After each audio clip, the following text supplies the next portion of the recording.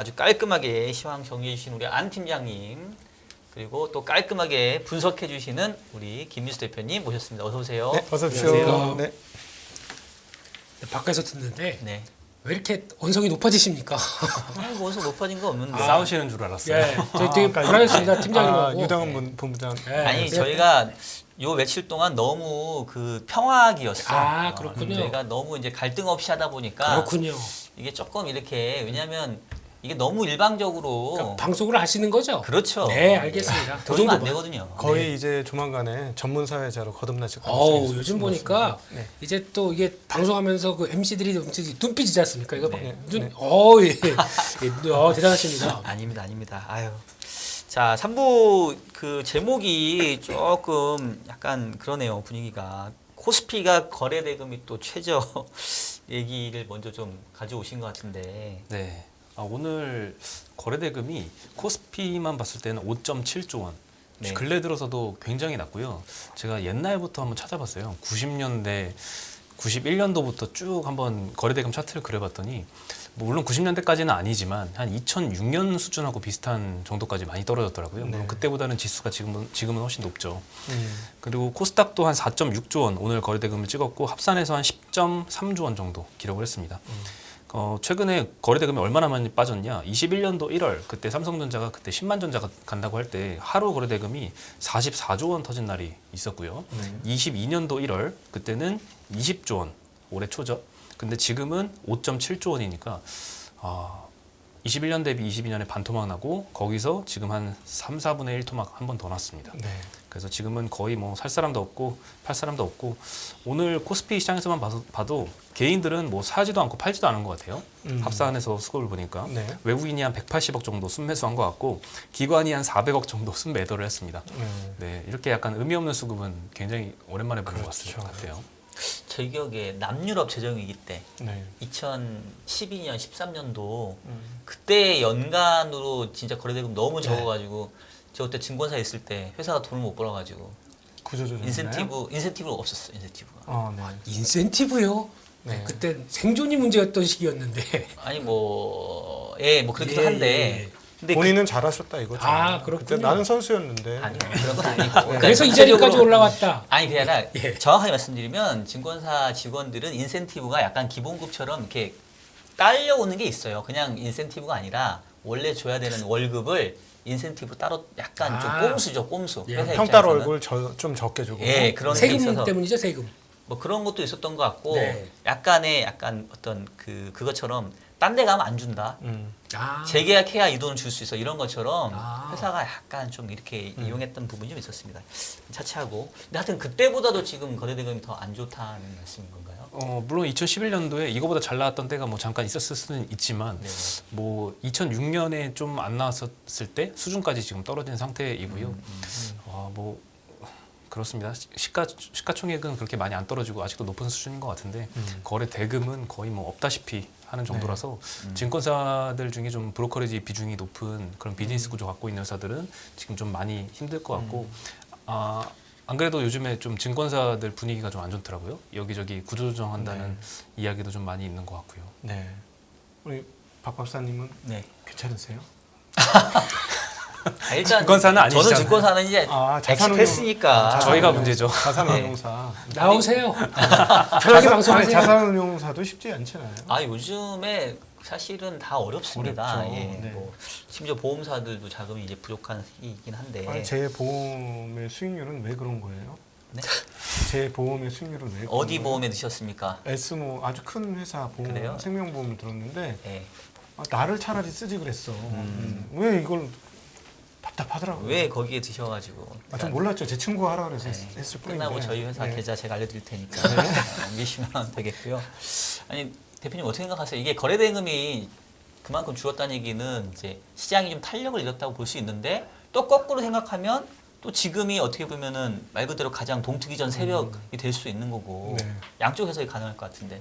이 상황에서 네. 동트기 전 새벽이 아니라 동트기 전에 다시 한번 동을 떠봐야 되는 상황이 나올 수도 있거든요. 그래야 이 바닥에서 한번 관망하고 있다가 네. 거기서 한번 이제 몰아치는 상황들이 한번 더 나올 수 있다. 그러니까 바닥에서 거래량이 한번 나와야 됩니다.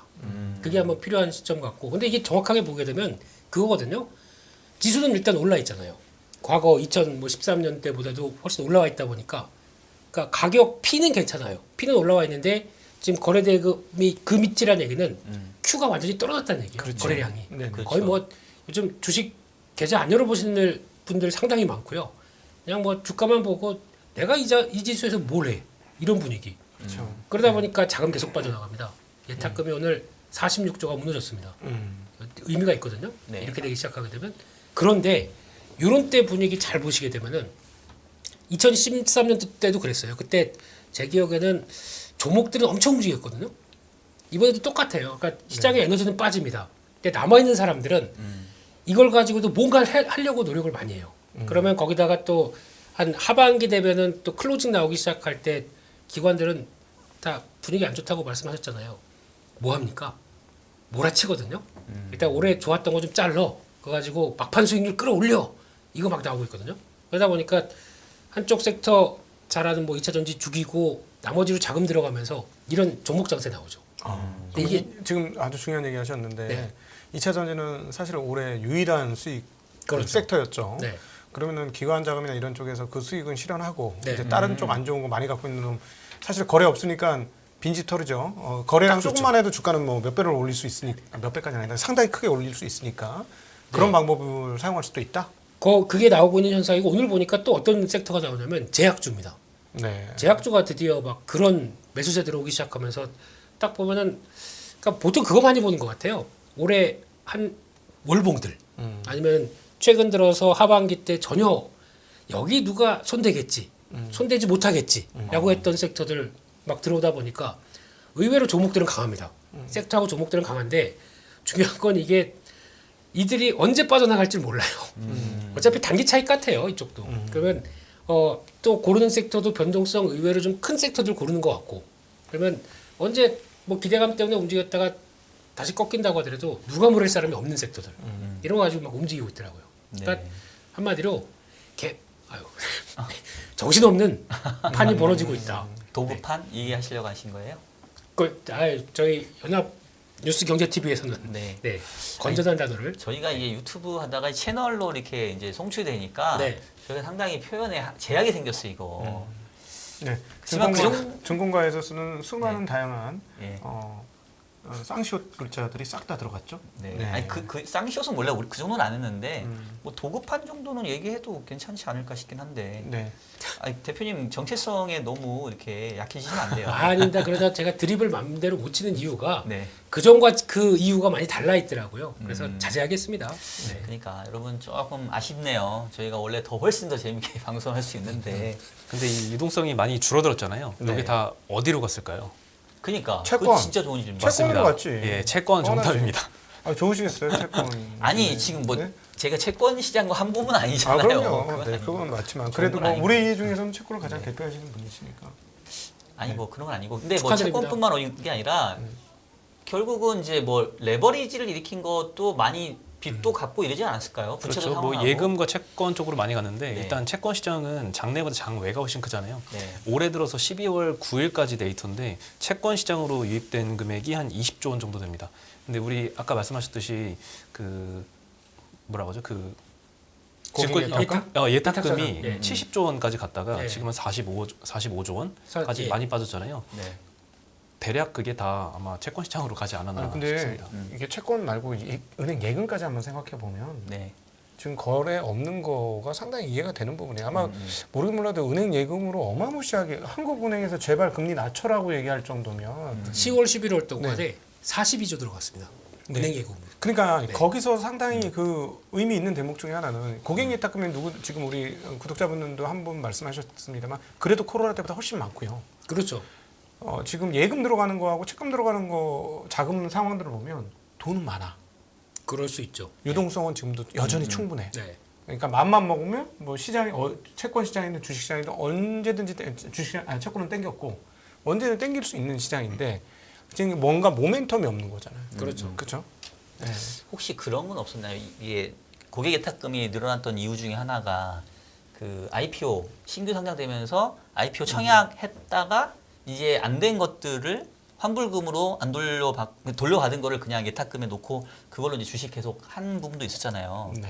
근데 대부분 그 청약할 때 금액을 많이 넣어야 이제 배정 많이 받으니까 예를 들면 마통 뭐 이런 거 땡겨가지고 그게 이제 고객 예탁금에 있던 것들이 지금 뭐 시장 별 볼 일 없으니까 다시 이제 뭐 대출금 상환하고 마통 끄고 뭐 이런 것도 제가 봤을 때는 꽤 있을 것 같거든요. 그거는 어때요? 95% 이상이 네. 청약하고 나서 거의 다 빠집니다. 아 그래요? 예, 바로바로 빠집니다. 그래서 그것도 예탁금에 반영이 돼요. 제가 그때 70조 때 갔었을 때 왜 정점이었냐면 LG에너지 솔루션 때문에 정점이었습니다. 네네. 근데 그게 금방 빠졌어요. 아니, 그러니까 예탁금 물론 네. 빠져나간 것도 있는데 네. 그 대규모의 IPO 있을 때마다 고객 예탁금이 약간 계단식으로 맞습니다. 늘었다가 좀 빠졌다가 이게 어쨌든 한 단계씩 레벨업 했던 부분이 좀 있었던 것 같아서 나 혼자만 레벨업? 안 되죠. 그렇게 안 되고요. 모르세요. 이걸 모르세요. 모르시죠. 네네. 이 드립을 모르시니까 이제 넘어가겠습니다. 근데 한번 검색해 보시고요. 네, 네. 아 그런 게 있었나 애들이 네. 이랬네요. 예. 근데 추세 자체는 올해 내내 빠지는 추세였습니다.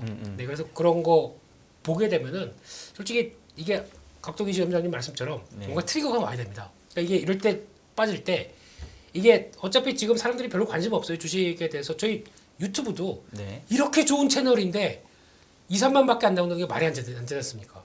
이게 다시 한번 신반 넘어가고 네. 그때 이제 어떤 변동성이 크게 와서 바닥 확인했다 나오기 시작하게 되면 조회수를 예측할 수 있을 것 같아요. 시장에 주식 살 때는. 그러네. 네.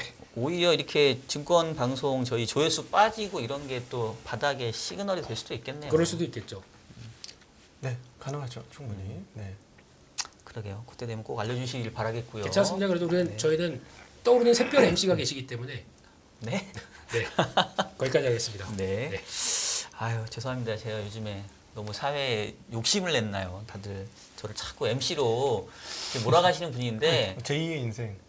네. 저는 패널을 하고 싶습니다. 아, 네. 할 얘기 많은데 지금 사회 보느라 할 얘기를 못 하고 있어요.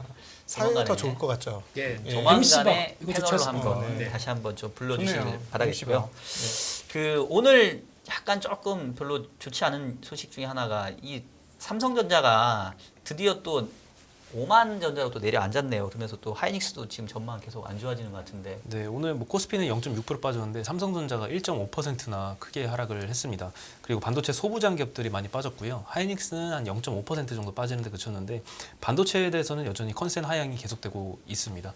제가 9월 달부터 계속 업데이트를 해드리고 있는데 그때는 전부 다 흑자 전환이었고 유일하게 이베스트가 먼저 적자 전환으로 바꿨습니다. 23년도 영업이익을. 근데 이제는 한 의미 있는 곳은 한 2곳 정도 빼고 조 단위의 흑자 영업이익 전망하고 나머지는 전부 다 적자 전망을 하고 있는데요. 일단 대신증권 같은 경우에도 오늘 새로 리포트를 냈는데 영업이익 전망을 기존엔 마이너스 2조 원 보다가 마이너스 3조 원으로 더 내렸습니다. 그리고 반도체 주가가 반등을 좀 하려면 한 4가지 정도가 필요하다라고 언급을 했는데 첫 번째가 수요가 개선이 되는 거 그리고 두 번째가 갖고 있는 재고가 감소하는 건데 요 1, 2번은 내년 상반기까지도 발생하기 좀 어렵다고 보고 있고요. 세 번째가 추가로 캐펙스 투자가 축소되는 것 그리고 네 번째는 디램 현물가가 반등하는 것인데요. 이 둘 중에는 아마 캐펙스 축소를 하는 것을 먼저 발표를 할 것이다. 그리고 이게 주가 반등에 좀 트리거가 될 것이다 라고 전망은 하고 있습니다. 그래서 이 추가 캐펙스를 또 추가한다는 이야기가 나오니까 소부장 섹터한테는 아무래도 좀 부담이 될 수밖에 없겠죠. 하이닉스나 이제 삼성전자의 캐펙스가 더 늘어나야지 이때 소부장 업체들은 좋을 텐데 그래서 오늘 소부장 업체들도 대부분 막 3% 내외로 다 빠지는 모습을 보였고요. 그리고 현대차증권에서도 하이닉스에 대해서 재고자산 평가 손실을 추가 반영해서 기존 추정치를 더 하향을 시켰습니다. 목표가도 12만 3천 원에서 10만 5천 원으로 내렸고요. 현재 디램과 낸드 재고가 한 10주 정도 보유하고 있다라고 추정을 하고 내년 1분기에도 메모리 가격 하락과 그에 따른 재고자산 평가 손실이 계속 될 것이다라고 전망을 하고 있습니다. 23년도 영업이익 전망치를 내린 게 조금 의미가 있었는데 11월에 업데이트해드린 것만 해도 한 플러스 6조 원 정도 추정을 했었습니다. 네. 근데 오늘 보니까 마이너스 3조 원으로 내렸습니다. 네. 한 달 만에 굉장히 크게 영업이익 추정치가 하향이 됐죠. 네. 지난번에도 한번 말씀을 드렸었지만 원래 이렇게 호황기에는 굉장히 실제보다는 더 낙관적인 전망이 많아지고 이렇게 불황기에는 그렇게 나쁜 건 아닌데 실제보다 더 나쁘게 전망을 하고 있는데 지금이 아마 이 후자 쪽에 속한다면 24년도 영업이익은 조금 더 기대가 좀 빠르게 개선이 되면서 반등도 좀 나올 수 있지 않을까 이런 싶습니다. 지금 보니까 뭐 한결같이 모두가 나쁘다고 보기 시작하는데 그러면 이제 하이라이트 오는 거 아닙니까? 거의 전 증권사가 마이너스 전망하고 이런 정도면 네. 거의 하이라이트가 아닐까? 나쁘게 보는 하이라이트. 그럼 그때가 이제 그다음에 이제 바닥? 주주들이 항복을 하고 음. 주주들은 이제 장기로 가지 않은 건 약간 그 코스털러나의 표현을 생각하면 내동 매매자들이 더 이상 주식을 못 들고 있고 네. 다 던지는 그 시점. 그때면 거의 바닥이잖아요. 네. 그 시점이 다가오고 있는 거 아닐까요? 제가 가장 경계하는 게 네. 지금 죄송합니다. 괜찮아요, 네. 괜찮아요. 네. 증권사들이 다 한 목소리 낼 때 음. 이때가 제일 위험합니다. 음. 근데 좀 똑같네요. 누가 하나 먼저 딱 가서 깃발 꽂으니까 네. 그게 맞나 봐. 그래서 다 갖다 꽂죠. 네. 이 현상 나올 때가 제일 위험하죠. 이번에는 떨어지는 건데요. 다 모두가 떨어진다고 했는데. 그 방향 예측에 대한 위험성. 그러니까 네. 하방 배팅 같은 네, 거는 네. 위험해진다. 이제 네. 모두가 하향을 보고 있으니. 네, 그러면 이제 하이닉스 공매도나 이제 이런 것들 차라리 더 빠진다고 그러는데 하면서 이제 나오는 부정적인 시각들이 또 거의 이제 내년 1분기 가면 거의 또 우세하겠네요. 한번 분기 실적, 4분기 실적 나오고 그러면은 야 이제 이렇게 쪼그라들었어 아니면 적자네. 그러면 이제 또 거의 본물을 이루겠죠. 다 왔네요. 이상입니다. 조심하셔야 되는 거 아니에요? 네, 아이 뭐 퇴직하시면 이렇게 됩니다. 좋네요. 이게 자유롭게 네. 의견 개진할 수 있고.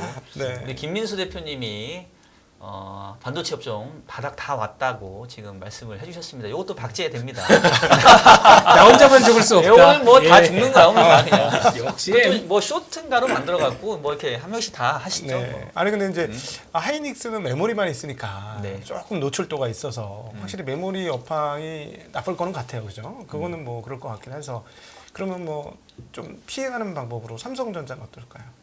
삼성전자요. 삼성전자는 뭐 물론 이제 주가는 대부분 메모리 업황에 따라서 움직이긴 하지만 요즘에 스마트폰보다도 파운드리 쪽의 반등을 좀 기대해도 되지 않을까라는 소식을 조금 듣기는 하고 있습니다. 네. 우리가 지금 3나노 했다는 얘기는 좀 들었는데 수율이 안 잡히면서 그쪽에 대한 기대감이 좀 많이 없어진 상태이거든요. 그 뉴스로 계속 봐도 요즘엔 수율 얘기가 안 나오는데 예전에 한창 30%대에서 오랫동안 좀 못 올라오다가 지금 50% 넘었다는 이야기가 좀 있더라고요. 네. 네, 물론 사실관계는 좀 더 파악을 해봐야겠지만 만약에 그렇다면 60% 정도가 이 파운드리 BEP라고 하는데 거의 뭐 다 달았으면 한 23, 24년도쯤에는 3나노 쪽에서 수율이 잡히면 그걸 원하는 고객사들이 좀 많이 확보가 되면서 파운드리 쪽에 우리가 다시 21년도처럼 주목을 할 만한 때가 곧 올 수 있지 않을까 하는 생각이 네. 듭니다. 제가 보기엔 오늘 어제였나요? ASML에서 장비 이제 쭉쭉 뽑아낸다. 연간 40대까지 늘린다고 그랬습니다. 네. 호재죠. 그동안 호재나요? 삼성전자만 갖고 있어요, 호재 아닌가요? 그러니까- 그 정도 뽑아내면 TSMC도 꽤 가지고 갈 텐데. 그러니까 어차피 바라보고는 입장이 있는데 네. 그 중에서 이제 이재용 회장님이시죠. 네. 회장님이 가서 그 정도까지 해서 구애를 할 정도면은 뭔가 다급하니까 갔었으면 이제 거기서 물량이 터지기 나오기 시작한다라고 하게 되면 지금 끌고 갈 EUV나 이쪽에 대한 이제 방향성을 보여줬다고 봐야 되겠죠. 그러면 사실, 네. 호재가 아닐까 생각되고 사실 있죠. 반도체는 장비빨이니까. 네. 장비빨이니까 이렇게 생각해 보면 좋을 것 같아요. 제가 지금 짬뽕을 만들었어요. 먹을 수 있을까요? 못 먹지, 맛없어서. 방송 중이신데요. 근데 제가 만약 6개월 내내 짬뽕을 만들었어요. 네. 먹을만 할까요? 먹을만 하겠죠. 먹을만 하겠죠. 네. 6개월 내내 맛보고 먹고 이렇게 하면 그걸 저는 일컬어 수율이라고 하거든요. 근데 그 수율 잘 잡는 애들 중에 그 세계적으로 유명한 회사가 하나 있는데 그게 삼성전자죠. 수율 잘 잡죠. 시간이 지났어요. 1년 넘게 지났거든요. 때가 오고 있다. 그래서 저는 우리 나치파님이 저한테 이제 그 힌트를 제공해 주셔서 네. 내년도 6월 달쯤을 바라보고 파운드리는 괜찮다. 박제됩니까? 아니 여기는 아까 했고 왜? 나치파님 박제를 하나 이거 어떻게 좀 너무 밋밋하게 얘기해 주신 거 아니에요? 밋밋한가요? 네. 조금 뭐가 찌르세요. 좀, 예, 상당히 괜찮습니다. 고급 정보였는데 예, 좀 질러서 좀 얘기해 주세요. 어떻게 해야 되지? 파운드리 영업이익 네. 아니 그냥 삼성전자 사요 마요. 네, 이게 제일 좋지 않습니까? 그렇죠. 좀 쉽게 가시죠. 예, 예. 쉽게. 아 오늘 네. 이거 뭐죠? 같이 죽는 방송인가요? 오늘? 근데 뭐 사실 파운드리가 아무리 잘해봤자 메모리 업황이 지금보다 훨씬 안 좋아지면은 뭐 주가는 못 가겠지만 일단 파운드리가 뭐 3나노 수율이 잡혔다 여기서 이익 내기 시작한다 이야기가 나오면 아무래도 반도체 업황은 어차피 안 좋았고 좀 더 안 좋아진다 해도 파운드리를 주목하면서 주가는 가지 않을까. 네. 그 삼성전자 사요 마요. 사야죠. 지금은 이제 네. 오. 5만 원대 요걸 기다렸습니다, 된다고 요거를. 생각합니다. 어. 자, 오늘 다 박제된 겁니다. 야, 자, 오늘 다 박제됐어요. 오늘 뭐 자, 난리 네. 났네, 오늘 난리 났어. 네. 예. 월요일이 통째로 날아갈 수도 있겠네요. 네, 그렇죠. 그래요. 출연진이 싹 다 바뀔 수도 있는 그럴 수 있겠네요. 그런 상황. 네. 예. 여러분 뭐 저희 내일 못 보시더라도 너무 서운해하시길 삼성전자 무덤 접속 옆에 같이 붙이는 뭐 이런 상황입니까? 그러면 하이닉스와 반도체 무덤이네요. 네, 잘못하면. 그래도 뭐 이 중에 누군가는 또 살아남겠죠 뭐. 저희 둘만 MC 없을 바. 수도 있고. 네. MC는 살아. 예, 예. 제리 형이 살아남을 가능성이 그럴 수도 아, 있죠. 네, 네. 네. 한번 여러분들 저희 넷 중에 누가 살아남고 누가 사라지는지 한번 지켜보시겠고요. 하이닉스 뭐 얘기는 뭐 더 안 해도 많이 네. 한 것 같은데 오늘 아까 각도님께서 그 인적 분할 동국제강 그 네. 얘기 잠깐 해주신 것 같은데 요거 뭐 좀 문제가 있나요? 아, 예, 요즘에 인적 분할 굉장히 많이 발표를 하고 있는데 아니나 다를까 이번 기업도 대주주 지분율이 굉장히 낮더라고요. 20%대 정도라서 아마 인적 분할하고 뭐 출자 전환하고 이렇게 저렇게 구조 변경해서 대주주의 이 지주사 지배력 강화에 활용이 되지 않을까 이런 의심을 좀 불러일으킬 만한 정도의 낮은 지분율을 일단 보였고요. 인적 분할 계획을 보면은 일단 존속 회사는 동국 홀딩스로 둡니다. 그래서 보통은 이제 2개로 분할을 하는데 이번엔 3개로 쪼개집니다. 열연 사업하는 동국 제강으로 하나 쪼개지고요. 그리고 냉연 사업하는 동국 CM으로 또 분리가 됩니다. 이거는 내년 5월에 임시주총에서 논의를 해서 승인 여부를 결정을 한다라고 하고요. 분할 비율 같은 거를 이제 주주분들께서는 잘 봐야 된다라고 생각이 듭니다. 지금 인적 분할하는 거 보면요. 3분기 순자산 장부가액을 기준으로 분할 비율을 산정을 했습니다. 그래서 동국홀딩스, 동국제강, 동국CM이 각각 0.17, 0.52, 0.31 이렇게 쪼개졌는데 제가 만약에 주주라면은 이게 과연 제대로 분할 비율이 산정이 됐는가를 한번은 체크를 해보시면 좋을 것 같아요. 왜냐하면 제가 주말에 이제 현대차 지배구조 개편 예전에 2018년도에 엘리엇과 싸웠던 사례 있잖아요. 그것들을 한번 봤는데 오늘 되게 비슷한 사례가 좀 나오더라고요. 그때 당시에 이제 현대차가 지배구조 개편 발표를 했을 때 현대모비스를 쪼갰습니다. 존속 사업과 그리고 신설 사업 이렇게 나눴는데 신설 사업은 또 현대글로비스하고 합병할 예정이었습니다. 현대글로비스는 대주주 일가의 지분율이 30% 굉장히 높은 회사라서 거의 뭐 개인 기업이라고 봐도 될 정도의 회사였는데 그래서 그쪽이랑 이 신설된 현대모비스 신설된 사업 부분이랑 합칠 거라서 이 신설된 사업 부분을 조금 저평가를 시키는 게 아닌가라고 의심을 그때 당시에 주주분들이 많이 했었거든요.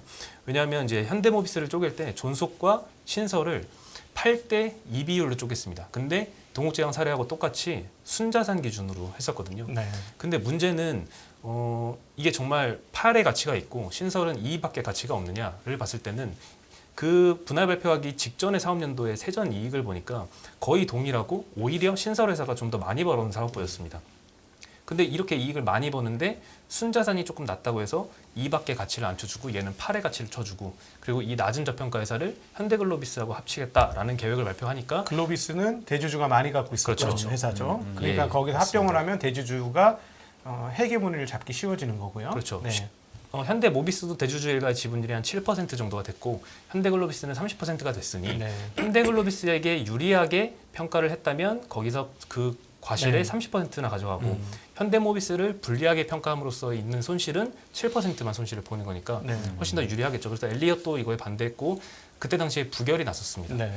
그래서 이 동국제강의 사례도 주주분들께서는 과연 이 순자산으로 평가를 했는데 각 사업부들의 가치를 제대로 평가를 해서 분할 비율을 산정을 한 것인가를 생각을 해보시고 찬반 투표에 임하시는 게 좋지 않을까 그러니까 생각이 듭니다. 핵심은 이거죠. 동국제강의 순자산 가치만 보지 말고 그 쪼개지는 회사의 수익 가치를 봐서 그렇죠. 대주주한테 유리하게 몰아주려고 한다면 소액주주들은 적극적으로 반대를 해야 그렇죠. 된다라는 네. 얘기가 되는 거겠죠. 맞습니다. 네. 소액주주분들 잘 보시고 그 수익 가치가 만약에 대주주한테 유리하게 가서 향후에 다른 것과 합병을 하게 될 때 지분율을 늘리는 방향으로 진행하게 된다면 적극적으로 반대하셔야 되는 상황이 되겠습니다. 네, 그래서 이게 주주 무섭고 주주가 맵다는 사실을 좀 보여주셔야 되지 않을까요? 일단 동국제는 여기 광고 안 들어오죠? 괜찮죠? 이렇게 질러도. 아니 뭐 그거를 우리가 생각해서 우리는- 얘기를 하면 안 되죠. 우리는 소액주주를 위해서. 아 그럼요. 아, 그리고 근데 동국제강이 약간 잘못했다는 게 농구를 했는데 왜 다큐로 받으세요? 아니 약간 좀 제가 네. 방금 기사 내용 관련해서 좀 읽다 보니까 조금 이렇게 약간 열받아가지고 그래 왜 저한테 화를 내신 거예요? 그래서? 아니 그러시. 편들어주면 안 된다는 거지. 아, 네. 아니 그러니까 이게 보니까 금요일 날 지난주 금요일 날 장 끝나고 공시해가지고 오늘 10% 지금 두드려 맞은 거 아니에요. 네, 그렇죠. 그러니까 소액주들은 박살 난 거죠. 그러니까 근데 뭐 네. 내용을 그러니까 저는 아직 정확하게 파악은 못했지만 꼭 필요한 인적 분할이었냐 얘기가 있고 그렇지. 결국은 뭐 세금하고 상속 문제를 쉽게 하기 위해서 아니냐 뭐 이런 분석이 결국은 나오는데 그거죠. 네. 그거인 근데 거죠. 결국 이번에 OCI도 그렇고 네. 다 욕먹는 게 그거예요. 어차피 인적 분할을 해서 홀딩스로 간다고 하더라도 네. 결국에는 저희 알아요. 홀딩스 가면은 하한가 맞을 거. 시작하면 분할돼가지고. 그러면 그 다음에 홀딩스는 하한가. 나머지 종목들은 그렇다고 해서 상한가 가느냐? 그것도 안 해요. 그럼 일단 파는 게 맞다라는 논리가 지금 성립되다 보니까 들어오는데 그러면 예전에 OCI 같은 경우 도양제철 화학이었고 마찬가지로 동국제강이었고 이제 선대가 이렇게 변하면서 다음 때로 넘어가야 될 이런 구조 쪽에서 네. 과연 주주 가치를 위해서 행동을 하겠느냐 아니면 승계가 목적이겠느냐 네. 다 여기서 나오는 문제들이잖아요. 이게 대주주 가치를 위해서 일하는 거죠. 주주 가치가 아니라. 그러니까 이게 사실은 이사회 상법 개정해가지고 이사회가 이런 회사를 위해서만이 아니라 주주를 위해서 행동할 수 있다는 문구를 하나 넣으면 이거 다 네. 소송거리잖아요. 그렇죠. 네, 물론 이제 법무법인 신날 수도 있겠지만 어쨌든 이거 소송 걸어서 못하게 만들어야 되는 건데 우리나라는 그런 장치가 지금 하나도 없는 거죠. 네. 아니 아까 일부에서 사실은 김학균 센터장님께서 국내 시장이 좀 부진했던 이유 중에 하나가 이제 주주 환원 대책이 미흡하다 뭐 이런 네. 거였는데 이거는 주주 환원 대책이 미흡한 게 아니라 오히려 주주에게 피해를 주는 강탈이지. 거잖아요. 그렇죠. 도둑질이죠. 그러니까 뭐 어떻게 이렇게 보면. 해가지고 네. 국내 기업들이 열심히 개인들의 뭐 쌈짓돈 아니, 끌어다가 그러니까 회사가 내 거라고 생각하는 거야. 그러니까 상장을 이러면- 하지 말았어야지. 이러면서 우리가 국내 네. 주식 투자에 대해서 이렇게 얘기를 한다는 게 참 그러면서 산업 속상하네요. 자본 만들어줘야 되고 예, 기업이 그렇죠. 잘 되는 나라 만들어줘야 되고 누구를 위해서? 그거 아니죠. 같이 좀 이렇게 배분이 돼야 되는 거 아닙니까? 주주라는 게 배분을 시키겠다는 얘기잖아요. 네. 되게 잘못하신 것 같네요. 좀 똑바로 하세요. 저요? 감독님 전님이 그쪽 이렇게 얘기를 하셔가지고 아 지금 저한테 얘기한 게 아니고 예예예. 어? 네. 네. 여기 이 회사한테 지금 얘기한 거 아니에요 지금. 네. 아니 그러니까 이런 거 하면은 좀 진짜 주식 투자 해야 돼요. 참고로 저는 다 네. 개인적인 의견입니다. 네. 네, 혹시 아니- 소속사하고 아무 상관없는 저 개인적인 의견입니다. 혹시 나는 무서워서 네. 선을 그어야 되겠어. 그러니까 네. 저희 또 네. 민감한 소속사. 얘기 있는데 아이돌 근데 좀 속상하긴 속상하네요. 속상하고 좀 잘못된 건 어쨌든 잘못됐다고 우리가 얘기할 어떤 역할 책임도 있는 거 아닌가요? 이런 방송이. 잘못됐는지 안 됐는지를 네. 주주라면 내가 따질 수 있어야 된다고 생각을 합니다. 네. 네, 근데 예전에 교묘하게 하겠지 사실은 또. 잘 안 보이게. 교묘하지만 주주들이 좀 분석적으로 판단을 해서 반대라면 적극적으로 반대 의견을 개진을 해서 네. 이거 통과가 안 되게 막으면 됩니다. 음. 이게 주주총회 참석한 사람의 한 3분의 2 동의가 필요하거든요. 그게 안 되면 이제 예전에 현대차 사례처럼 부결이 날 수밖에 없습니다. 네.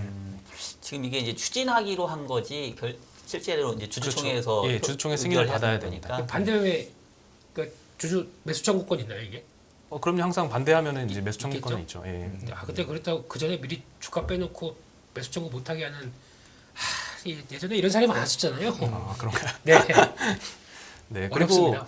또 아쉬운 거는 최근에 메리츠 금융지주가 아주 좋은 선례를 한번 보여줬잖아요. 세 개가 상장이 돼 있었는데 이거를 합해서 다 상장 폐지시키고 하나로만 뭉치면서 그 결정을 했더니 오히려 대주주 지분율은 줄어들 수 있겠지만 오히려 주가가 급등을 하는 바람에 세 개 다 상한가를 가면서 결국 지분 가치는 훨씬 늘어나는 이런 좋은 선순환을 우리가 봤잖아요. 그래서 이런 선례를 좀 많은 기업들이 좀 따라갔으면 좋겠는데 오히려 이번 사례 같은 경우에는 하나를 세 개로 만들어 버리는 거니까 메리츠금융과 전혀 반대되는 사례이죠. 네. 그러니까 주식 투자를 할 때 기업의 실적이 어떻게 될 건지 그거 고민하는 것도 힘들어 죽겠는데 네. 이건 뭐 예상치 못한 이제 이런 이슈, 지배구조 관련된 이슈가 터져가지고 그렇죠. 주가가 움직이면 음. 참 좀 국내 기업들이 좀 제가 봤을 때는 정신 차리셔야 될 것 같아요. 근데 이제 2020년부터 우리가 천만 개미 시대가 왔지 않습니까? 네. 이제 시작됐다고 봅니다. 이거 방송에서 이런 얘기를 한 게 저는 처음이에요. 우리 들어와서. 그러니까 이런 얘기를 아무도 관심도 없었고 사실은 따지고 보면은 엘리엇이 얼마나 억울하겠어요. 그죠? 그렇죠. 엘리엇이 삼성물산 제일모직 합병할 때 얼마나 억울했겠어. 근데 그때 사실 주주 총회로 넘어간 거 아닙니까? 그렇죠. 근데 이제 만약에 지금이었다면 전 상황이 좀 달라졌을 어. 것 같아요. 왜냐하면 천만 개미가 생겼고 여기에 대한 그렇죠. 인식이 생겼으니까 이게 느리지만 변화해가는 과정이 아닐까 싶습니다. 저희가 방송에서 이렇게 떠들잖아요. 네. 알겠습니다. 하여튼 뭐 저희도 뭐 잘한 건 잘했고 또 잘못된 건 잘못했다고 또 옳은 소리 할 수 있는 그런 방송 만들어 가도록 하겠습니다. 자, 뭐 실컷 이 정도면 뭐 깔 만큼 깠죠? 네. 뭐 더 깔 거 있나요? 역시 MC 잘 보세요. 네. 역시. 아닙니다. 오늘 또 네. 깔 게 또 많아가지고 조금 긍정적인 얘기도 좀 해주세요. 너무 조금 우울한 얘기들만 한 것 같아가지고. 네, 일단 한한령이 오늘 해제의 기대감이 좀 불고 있습니다. 네. 11월 달에 강변 호텔이라는 작품이 처음으로 이제 중국 OTT에 소개가 되면서 아 이제 한한령 되는가 보다 이런 기대감 좀 생겼는데 그때 조금 아쉬웠던 거는 한국에서 이렇게 엄청 흥행한 작품이 아닌데 왜 이런 작품을 먼저 소개를 할까? 그 사이에 뭐 오징어 게임이라던가 여러 가지 인기작들이 많았는데 이런 것들은 왜 중국이 먼저 안 받아들이고 다소 좀 흥행하지 못했던 작품을 먼저 했을까라고 생각하면서 약간 리오프닝 그 한한령 해제에 대한 의구심이 좀 생겼었는데 이제는 좀 유명한 작품들이 많이 소개가 되는 것 같습니다. 일단 8일에 슬기로운 의사생활 시즌 1이 중국 OTT에서 이제 공개가 됐고요. 오늘부터는 알리바바사의 그 요쿠라는 OTT에서 25, 21라는 작품이 방영이 되기 시작을 했습니다. 그래서 오늘 뭐 버킷 스튜디오는 상한가 같고요. A스토리, CJ ENM, 뭐 콘텐츠리 중앙, 뭐 극장주나 제작사들이 좀 많이 오늘 상승하는 모습을 보였습니다. 중국이 확실히 최근에 조금 모멘텀이 조금 생기는 것 같긴 해요. 뭐 리오프닝에 대한 기대감 때문에 지난주 같은 경우는 여행주하고 면세점, 뭐 화장품주 좀 움직였던 것 같은데 요 흐름이 좀 계속 어떻게 이어갈 수 있을까요, 대표님? 일단은 다 복합됐거든요. 뭐 드라마 인기부터 또 아바타 2까지 뭐 다 되다 보니까 이쪽이 이제 대세다라고 하는데 네. 일단은 아바타 2 개봉하면 이제 모멘텀은 살짝 꺾일 것 같고요. 네, 그- 그렇겠네요. 네, 고전에 그냥 수익 나셨으면 파시는 게 좋지 않나 생각되고 있고 왜냐하면 기관을 못 믿겠습니다. 네, 항상 그렇게 움직이는 분들이셔서. 네. 근데 중요한 건 이게 처음에는 웹툰으로 시작했어요. 그러다가 이제 드라마로 갔다가 이제 아바타 2 나오면서 그쪽 관련된 뭐 영화관, 뭐 드라마 관련 쪽으로 쭉 갔다가 지금 그게 이제 결국에는 네이버 카카오까지 움직이더라고요. 근데 결론은 지금 컨텐츠 쪽인데 안 간 거 뭐 있나 싶어가지고 오늘은 게임 쪽 움직입니다. 이게 또 한 바퀴 이렇게 쫙 돌고 있더라고요. 네. 네, 다 돌았습니다. 네. 대표님 항상 이제 저희 개인 투자자 입장에서 이렇게 좀 속 시원하게 말씀해 주시니까 네. 네. 정말 속 시원한 우리 방송에 딱 컨셉에 잘 맞으시는 역시 정리를 잘하세요. 네, 혹시 인포맥스 공무원이라고 할 수 있는 네. 자 내용을 이제 마무리하고 벌써 오늘 시간 끝내야 될 것 같은데 오늘 뭐 참 여러 가지 많이 남겼네요. 뭐 까기도 하고 박제도 남기고 하여튼 여러분들 성원해 주시고요. 좋아요 수가 너무 적습니다. 마지막으로 좋아요 한번 눌러주시고 저희는 이만 물러나도록 하겠습니다. 여러분 감사합니다.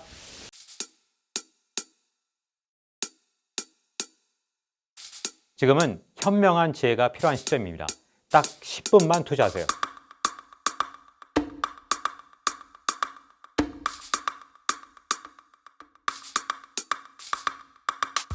제 영혼을 갈아 넣었습니다. 다음이 뭔지 궁금하지 않으세요? 이제는 더 이상 늦출 수가 없습니다. 전례 없는 금리 인상이죠. 환율 너무 어려워요. 결론만 알려주세요. 당신은 외환 모태솔로입니다. 환율, 그동안 너무 어려우셨죠? 이제는 쉽다 말할 수 있을 거예요. 오늘부터 환율과 썸 타시겠습니까?